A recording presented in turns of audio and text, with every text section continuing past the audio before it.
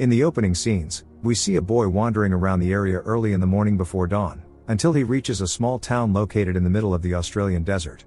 This is where the boy and his family live. While preparing breakfast, Catherine Parker asked her son Tom if he had been out walking again that night. The boy didn't deny it. Matthew Parker is the head of this family. They moved here recently. Lily, Matthew and Catherine's teenage daughter, often breaks her parents' rules, which leads to conflicts. Tom said he didn't want to go to the new school. He has no friends in this town yet. During the day the weather is very hot, making it difficult for Catherine to think clearly. She is not used to such a climate. Matthew has already gotten a job as a pharmacist. After school, the son asked him for money for ice cream. Matthew in turn asked him to keep an eye on his older sister. Lily only has boys on her mind.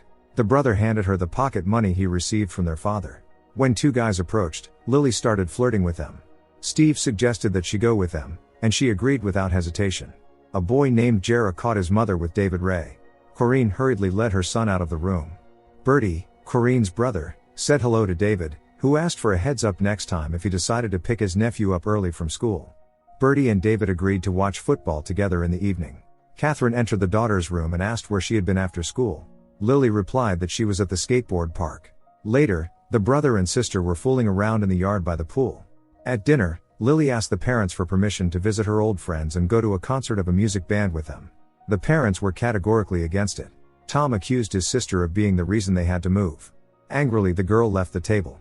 Before bed, Matthew expressed his concern to the wife about their daughter getting out of control. Catherine reassured her husband, hinting that she wanted his attention. But Matthew preferred to sleep separately because it was too hot. Catherine told her husband straight out that she hated this place. Matthew wasn't thrilled about the move either. It felt like a step backward for him. They simply didn't have another choice. Due to yet another parental argument, Tom couldn't fall asleep. Eventually, as usual, the boy slipped out of the house through the window and went wandering around the neighborhood. The father noticed him. This time Lily followed her brother. For some reason their father didn't stop them. Despite the early hour, it was very hot. Waking up, Catherine already felt exhausted. Not finding the son and daughter in their rooms, Catherine called her husband, who was already at work. The spouses thought maybe the children had gone to school. The weather forecast predicted a sandstorm today, so Matthew asked his wife to close all the windows and doors in the house. Contacting the school principal, Catherine learned that Lily and Tom hadn't shown up at school today. Moreover, according to the principal, they often skip classes. The sandstorm indeed began during the day. Catherine drove through all the streets in search of the children. None of them answered her calls. Anxiety and heat were driving Catherine crazy. She called all the acquaintances, but no one had seen Lily or Tom. Not knowing what to do, Catherine went to her husband's workplace and asked him to come home right away. Matthew reassured his wife, assuring her that there were no serious reasons to worry. Catherine returned home alone. By this time a strong wind had arisen. When Matthew arrived, he first asked his wife if she had locked everything. But Catherine wasn't concerned about that now. She intended to contact the police, although her husband was against it because it would make their problems public again. Catherine said that things were different now, since Tom was missing too. Together the spouses set out to find their son and daughter, getting caught in a severe sandstorm. Continuing the search was impossible. The husband and wife got out of the car, unable to see anything in front of them because of the sand in the air. Other people on the streets were similarly disoriented. At the police station, Detective David Ray listened carefully to the spouses. Matthew said that their children used to have social media accounts, but not anymore. Opening the database, David learned that Lily had run away from home before. Catherine confirmed this. The spouses also mentioned that sometimes Tom wanders at night. The detective reassured them, claiming that in 95% of cases, missing teenagers return home within 24 hours. Until then, the police usually don't initiate official searches. In the end, the spouses were forced to leave with nothing. Now all they could do was wait. Later at home, hearing a knock on the door, Catherine thought it was the kids, but it was Detective Ray. Still, there were no news about Tom and Lily. The detective asked Matthew to explain why his family had moved so suddenly. Despite the shame, Matthew admitted that their daughter had had an affair with one of her teachers, Neil McPherson. The Parkers decided not to press charges against Neil to avoid tarnishing the daughter's name. Catherine was on the verge of breaking down. The uncertainty was the worst for them right now. A phone call came, and Catherine answered. It was from Matthew's workplace. He had to open the pharmacy. Catherine didn't understand how her husband could leave while their son and daughter still hadn't returned. David asked Catherine for permission to search the teenagers' rooms. She didn't object. Catherine realized that if Lily and Tom were somewhere in the desert, they wouldn't last long. Town residents were clearing the streets from the aftermath of the sandstorm. Approaching Steve Robertson and his friend, the detective asked if they knew Tom and Lily and where they had last seen them. The guys said it was yesterday at the skateboard park and that Lily was acting provocatively. Alan, Steve's father, advised the detective to talk to Bertie, who works at the Parkers' house. The couple were driving on the deserted highway and noticed a search group. Matthew became angry because now everyone would find out about their daughter. He had no doubt that Lily was spending time with some guy again and had decided to bring her brother along for some reason. Matthew refused to continue the search, dropping off his wife right on the road. The detective came to talk to Bertie, who lives with his sister Corinne. David wants Bertie to tell him everything he knows about the Parkers. However, Bertie had nothing to say, or at least he pretended so. In the evening, Catherine rummaged through the daughter's things, hoping to find some clues. The heat was draining her last bit of strength. Catherine found Lily's diary, where she wrote about her feelings for Neil. Catherine doesn't want her husband to find out about this. While Matthew wandered the streets, his wife read their daughter's diary, where Lily wrote that she considered her parents' marriage a farce. Lily had never felt free. Matthew is sure his daughter is hiding in one of the houses on their street, possibly with one of the neighbors. Lily was obsessed with boys, as evident from her diary. Bright makeup and provocative clothing were her ways of self-expression. Reading this, Catherine cried. She felt like a bad mother. The next day, hundreds of flyers with photos of missing Tom and Lily were printed. The search team combed through all the surrounding areas. While Matthew was at work, Catherine participated in the search. Seeing David being nice to Catherine, Corinne felt jealous. The detective honestly told Catherine that there were rumors in town that Lily had relationships with many young people. The distraught woman handed the detective Lily's diary, asking him not to tell Matthew about it. Later at home, Catherine didn't expect to see Corinne on her doorstep, who handed her sandwiches as a gesture of support. Corinne came with her son. Bewildered Catherine didn't know how to react. The police took Steve in for questioning. Alan tried to interfere, but no one cared about his opinion. Arriving at the skateboard park, Catherine showed the young people photos of Lily and Tom, asking if anyone knew where they were. One of the guys mentioned a box. Catherine didn't immediately understand that by box, they meant a small structure in the skateboard park where local teenagers usually engage in not so good activities. Catherine returned home late, finding her husband with a glass of wine. They are both going through this period very hard. That same evening, Corinne went to David's house and offered him beer. David was on the phone with Catherine at that moment, trying to convince her to get some rest. Then Corinne mentioned that she was at the Parkers today. David found it strange. When Corinne began to inquire about the details of the investigation, David irritably replied that he couldn't discuss it. Watching videos from the family archive, Catherine couldn't hold back her tears. Every call makes her rush to the phone.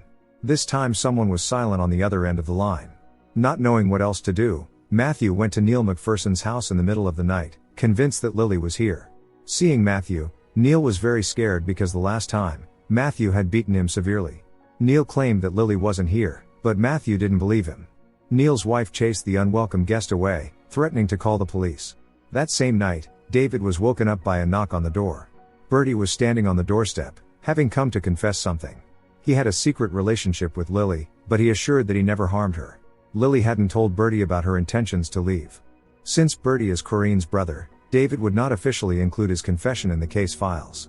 Bertie isn't sure, but he feels that Lily is somewhere in the desert. Another morning at the Parker house marked the beginning of a new day, more like a daily nightmare. Matthew began to abuse alcohol. David was studying Lily's diary. His colleague reported a discovery in the desert.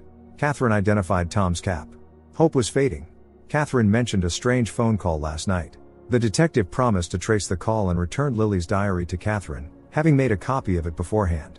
David was certain that neither the guys from the skateboard park nor Bertie had anything to do with Thomas and Lily's disappearance.